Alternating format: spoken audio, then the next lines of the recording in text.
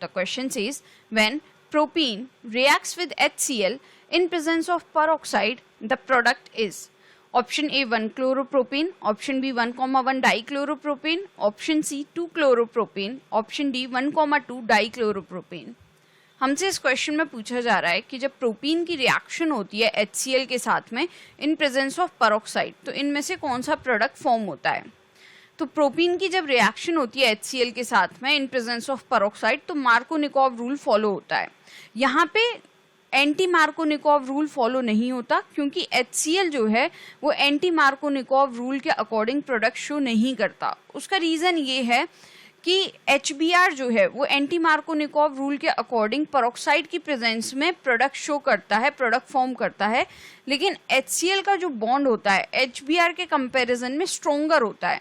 इसी वजह से वो जो पेरोक्साइड का जो रेडिकल फॉर्म होता है वो इस HCl के बॉन्ड को ब्रेक नहीं कर पाता. तो ये रीज़न है कि HCl जो है पेरोक्साइड की प्रेजेंस में भी मार्कोनिकोव रूल फॉलो करता है. अब ये मार्कोनिकोव रूल है क्या है, इसको समझने के लिए पहले हम इस रिएक्शन को यहाँ पे मेंशन कर लेते हैं. तो हमें दी हुई है propene, so this is CH3, हम यहाँ पे इसको बना लेते हैं, ये 3 है. देन यहाँ पे आ जाएगा CH डबल बॉन्ड CH2 और यहाँ पे ये है HCl और इन प्रेजेंस ऑफ है पेरोक्साइड. मार्कोनिकोव रूल क्या कहता है कि ये जो हाइड्रोजन होगा यहाँ पे वो अटैच होगा उस कार्बन से डबल बॉन्ड के अराउंड जो कि ज़्यादा जिसके पास में नंबर ऑफ हाइड्रोजन एटम होंगे. अब अगर आप यहाँ पे देखें इन दोनों कार्बन में से इस वाले कार्बन के पास में ज़्यादा नंबर ऑफ हाइड्रोजन एटम है, तो हाइड्रोजन इससे अटैच होगा और ये जो क्लोरीन होगा वो इस वाले कार्बन से अटैच होगा. तो यहाँ पे ये क्या हो जाएगा CH3, ये हो जाएगा CH, यहाँ पे आ जाएगा Cl और ये हो जाएगा CH3.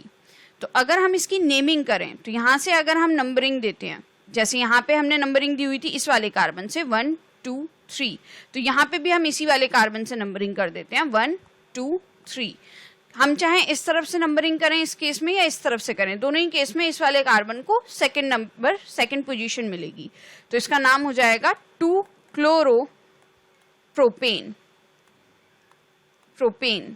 तो दैट मीन्स ये जो प्रोपीन है ये HCl के साथ में जब रिएक्ट करेगा इन प्रेजेंस ऑफ पेरोक्साइड, तो यहाँ पे मार्कोनिकोव रूल फॉलो होगा और एज अ रिजल्ट 2 क्लोरोप्रोपेन जो है हमें प्रोडक्ट मिलेगा. तो यहाँ हम नीचे मेंशन कर देते हैं propene reacts with HCl in presence of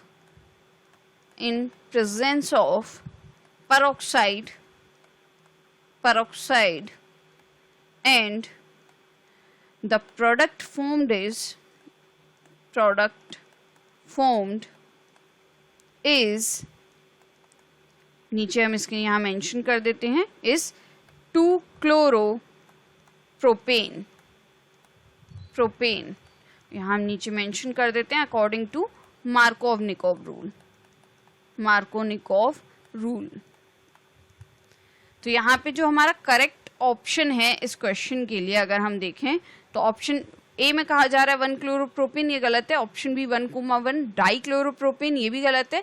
option C 2 chloropropane, ये करेक्ट आंसर है. ऑप्शन डी 1,2 डाइक्लोरोप्रोपेन, ये भी इनकरेक्ट है. तो करेक्ट आंसर है यहाँ पे option C. So I will just conclude it here now. I will write this here. Thus the correct answer is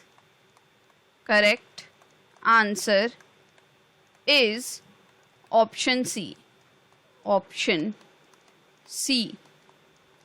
I hope you understood the explanation. Thank you.